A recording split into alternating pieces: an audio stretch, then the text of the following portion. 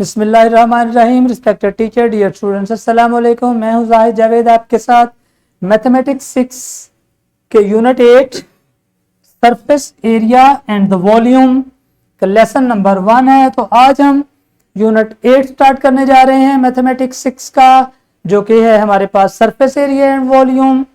हमारा आज का SLO है perimeter and area. Lesson plan attach है, टीचर और स्टूडेंट्स इससे फायदा ले सकेंगे। Today's concept is perimeter and area। तो यहां पे है perimeter of a square। सबसे पहले हमारे पास फॉर्मूला है जिसमें perimeter of a square है। हमें पता है कि हमारे पास जो स्क्वायर है उसकी all 4 sides इक्वल होती हैं। एक बॉक्स की शक्ल में होता है स्क्वायर और इसकी all 4 sides इक्वल होती हैं इस शेप की। तो सारी लेंथ सब साइड्स को हम लेंथ कहेंगे इसकी।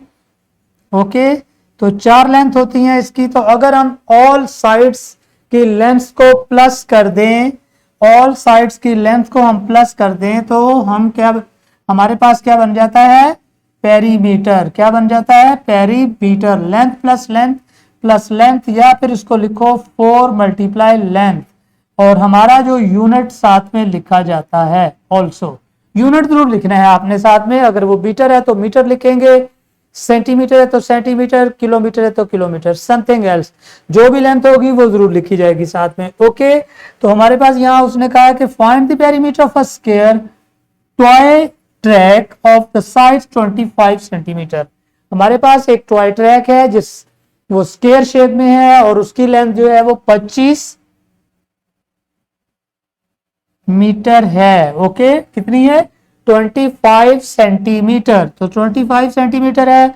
हमने इसका पेरीमीटर फाइंड करना है तो फॉर्मूला है P is equal to 4 multiply length, that is 4 multiply 25, और आपका आंसर आ जाएगा 100 सेंटीमीटर। तो इसका मतलब है कि ये चारों बाउंड्रीज जो हैं इनकी जो लेंथ है वो 100 सेंटीमीटर है। कितनी है?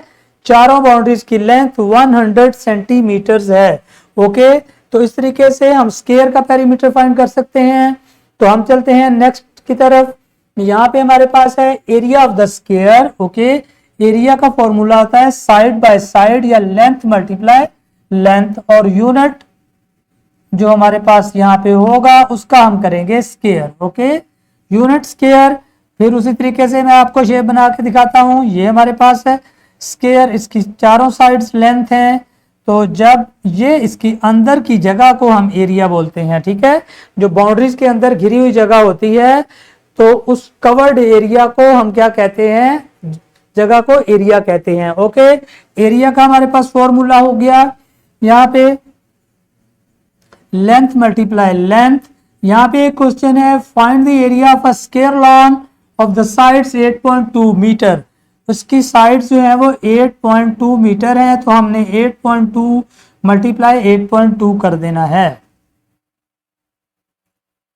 और चूंकि ये मीटर है तो जब इसको मल्टीप्लाई कराएंगे तो ये बन जाएगा हमारे पास 8.2 मल्टीप्लाई 8.2 करेंगे तो 2 2 4, 2 4 8 2 16। ओके, पहले ये आ जाएगा, फिर 8 2 16, 6 आ गया, 1 कैरी चला गया, एंड 8 8 64 प्लस 1 65। अब हम इसको कर देते हैं ऐड, 4 आ जाएगा, 6 6 12, 2 1 कैरी चला गया यहाँ पे, तो 5 6 7 एंड 6, तो 67.24 67.24 आंसर आया हमारे पास। डेसिमल से पीछे 2 डिजिट्स हैं, तो यहाँ पे भी राइट से पहले 2 डिजिट्स 2 और 4 को छोड़ दो और यहाँ पे डेसिमल लगा दो, तो हमारे पास आंसर आ जाएगा 67.24 सेंटीमीटर स्क्वायर। तो हमारा एरिया बन गया 67.24 सेंटीमीटर स्क्वायर। तो इस तरीके से हमने अपने स्क्वायर का एरिया मेजर कर लिया। नेक्स्ट चलते हैं, हमारे पास यहाँ पे है एक रेक्टेंगल और उसका पेरीमीटर का फॉर्मूला है। रेक्टेंगल आपको पता है, रेक्टेंगल की शेप क्या होती है? 2 अपोजिट साइड्स इक्वल होती हैं इसकी। ओके, 2 विड्थ एंड 2 लेंथ इसकी। ओके, ये लेंथ और ये length, 2 width and 2 width and 2 lengths होती हैं। तो इस तरीके से इसका जो पेरीमीटर है, इसकी बाउंड्रीज को सम करने से आ सकता है या फिर फॉर्मूला आप यूज करेंगे 2 इंटू लेंथ प्लस विड्थ और साथ में यूनिट जरूर लिखेंगे। Okay, 2 into length plus width, तो मतलब अगर लेंथ और विड्थ को प्लस कर लें और उसको मल्टीप्लाई 2 कर दें तो उसका टोटल पेरीमीटर आ जाएगा। देखते हैं हमारे पास नेक्स्ट फॉर्मूला है इसका, एरिया ऑफ द रेक्टेंगल। हमारे पास अगर ये रेक्टेंगल है तो इसका अगर पेरीमीटर है तो एरिया भी होगा। एरिया जो हमारी बाउंड्री से कवर हो जाती है जो जगह, उसको हम एरिया बोलते हैं। एक लेंथ है एक विड्थ है, मतलब लेंथ और विड्थ को मल्टीप्लाई करा दो, अपोजिट साइड्स में दो लेंथ होती हैं और अपोजिट साइड में दो उसकी विड्थ होती हैं। ओके, तो अगर हम एक लेंथ और एक विड्थ को मल्टीप्लाई करा दें तो हमारा आ जाता है एरिया, और यूनिट का लिख देते हैं हम स्क्वायर। तो देखते हैं A is equal to find the perimeter and area of a rectangle having the length 17 centimetre and the width 13 centimetre. हमारे पास जो रेक्टेंगल है उसका 17 सेंटीमीटर लेंथ है और उसकी विड्थ है 13 सेंटीमीटर, तो उसका हमने फाइंड करना है पेरीमीटर एंड एरिया। तो एरिया के लिए लेंथ मल्टीप्लाई विड्थ लिखेंगे, मतलब 17 मल्टीप्लाई 13 कर देंगे।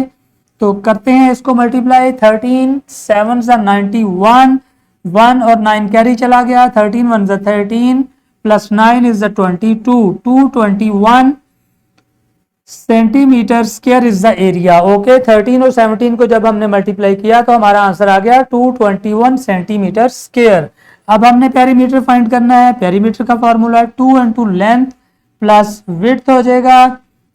2 हमारे पास आ गया, लेंथ 17 प्लस विड्थ हमारे पास आ गई 13।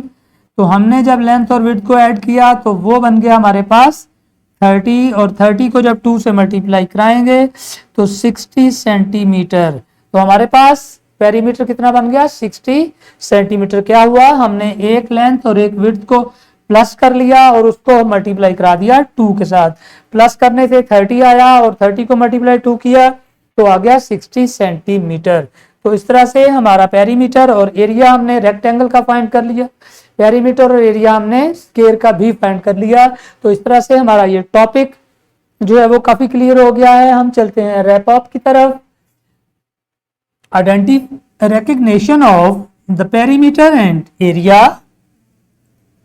डिस्क्रिप्शन बॉक्स है जिसमें हमारे पास होते हैं lesson plans, power point presentation and extra activities. तो इस तरीके से हमारा आज का ये लेसन इख्तिताम को पहुंचा। मैं चाहूंगा आपसे इजाजत। अल्लाह हाफिज and thank you very much.